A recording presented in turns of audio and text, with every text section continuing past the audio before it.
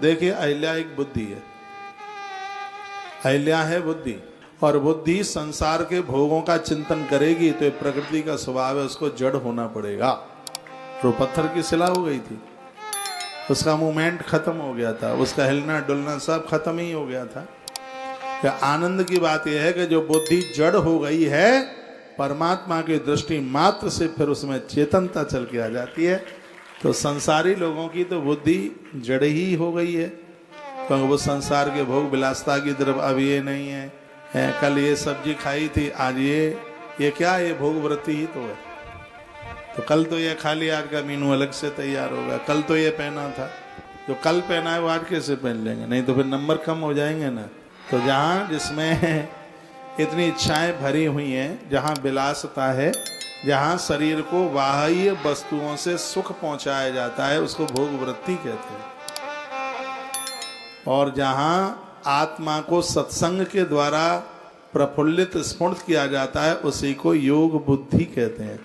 तो शरीर जब ये बुद्धि बाह्य सुख ढूंढती है, तब ये प्रकृति का रोल है कि वो बुद्धि जड़ हो जाती है बिल्कुल। एक आत्मदेव उसको श्राप दे देता है। अंदर में जो एक ईश्वरीय सत्ता बैठी हुई है, जिसको कहते हैं हम गौतम। गौतम का अर्थ है जिसका ज्ञान तम अंधकार को समाप्त कर दे, उसे गौतम। देखो कथाओं में ये चीजें जरूरी पढ़ना है, सीधे सट कथा को तो आप पढ़ ही लेते हैं पंडित जी। गौतम का अर्थ है गौ माने ज्ञान, तम माने अंधकार। जो ज्ञान अंधकार को समाप्त कर दे, उस ऋषि का नाम है गौतम। तो श्राप अहिल्या को किसने दिया? अहिल्या कौन है? अहिल्या है बुद्धि। इसने किसको देखा? इसने इंद्र की सौंदर्यता को देखा। तो कथा कहती है कि जिस समय ये बुद्धि बाह्य सौंदर्य को देखेगी, बाहर सुख को ढूंढेगी, उसी समय जो अंदर का गौतम है, यानी जो अंदर का आत्मज्ञान है, वो श्राप दे करके बुद्धि को जड़ कर देगा। बुद्धि जड़ हो जाएगी, फिर बुद्धि किसी काम की नहीं, कोई मूवमेंट नहीं, कोई हिलना डुलना कुछ नहीं। फिर वो क्या होगा? वो पत्थर की शिला बन जाएगी, पाषाण की शिला बन जाएगी। ये कथाएं हमारे और आपके लिए, ये बुद्धि बाहर सुख ढूंढती है, लेकिन ये इसके लिए बहुत खतरा है। अंदर का बैठा हुआ जो गौतम है, जो आत्मज्ञान है, फिर वो हमारी बुद्धि की चेतना को खत्म कर देगा, अवशिष्ट कर देगा, वो श्राप दे देगा।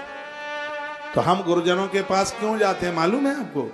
हम गुरुजनों का आह्वान इसलिए करते हैं कि कोई गुरु विश्वामित्र प्रभु राम को लाकर हमारी जड़ बुद्धि को चेतन करा दे, इसलिए हम गुरुओं की खोज में रहते हैं। तो कथा को एक कहानी किस्से की तरह ही जो सुना जाए वो ठीक नहीं है। इंद्र के पास सौंदर्य है, इंद्र के पास वैभव है, इंद्र के पास तो देवीय सत्ता है उसके पास, जो बुद्धि बाहर के वैभव को देखेगी।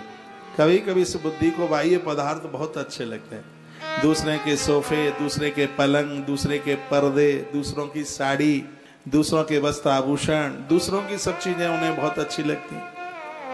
और जिस बुद्धि को ये दूसरे का ही सब कुछ अच्छा लगता है, तो अंदर का गौतम उसको जड़ बना देगा। हाँ, इतना जरूर ध्यान रखिएगा।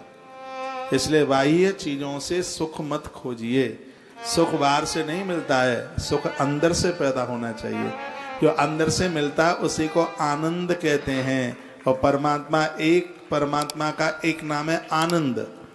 वो आनंद किसके घर आता है मालूम है? जिसका जीवन नंद बन गया है, जिसकी बुद्धि यशोदा बन गई है। यशोदा वो है जो बुद्धि बाह्य पदार्थों में सुख नहीं ढूंढती, तो ऐसी बुद्धि को यशोदा कहते हैं। और जो मन सबको प्रसन्न रखता है, उस मन को आनंद कहते हैं, जो उस मन को नंद कहते हैं। जब मन नंद बन जाता है और बुद्धि यशोदा बन जाती है, तब परमात्मा कृष्ण ही उसके घर में आनंद बन के आ जाता है। नंद के आनंद भयो, जय कन्हैया लाल।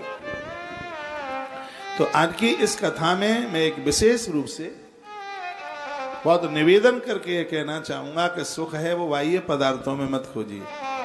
सुख तो आपके अंदर से प्रकट होगा।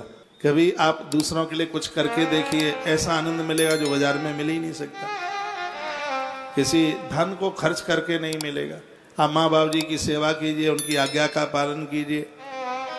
किसी दिन दुखियारी के लिए कुछ करके भूल जाइए, देखो अंदर से कितना सुख मिलता है। अंदर का मोमेंट, अंदर का एक हिलना, अंदर का एक वाइब्रेशन, अंदर की तरंग है, वह हमें आनंदित कर देती है। देख पराई चूपरी मत ललचावे जीव, हमें वही जो हमारे भाग्य में, जो परमात्मा ने हमें दिया है, हम उसी के ऊपर संतुष्ट हैं। साईं इतना दे देना, साईं इतना दीजिए जामे कुटुंब समाए, मैं भी भूखा ना रहूं, मेरे घर पर आया है वो कभी भूखा ना जाए, बस इतनी सी कृपा कर दीजिए और यही जीवन का आनंद है, संतोष। गौ धन गज धनबाज धन और रतन धन खान, मेरे घर आया संतोष धन, तो दुनिया के फिर धन तो मेरे लिए धूल समान। ये कथा बड़ी विलक्षण है। गौतम नारी श्राप वस उपल दे अधर धीर, चरण कमल रज चाहती। ये जितनी भी जो बुद्धि है सब अपना उद्धार आत्म कल्याण चाहती है, सब चाहती है कि हमारी जड़ता समाप्त हो जाए। इस बुद्धि को संसारीय वातावरण से, संसार के सौंदर्य से, संसार की मांगों से इसको बचा करके रखिए।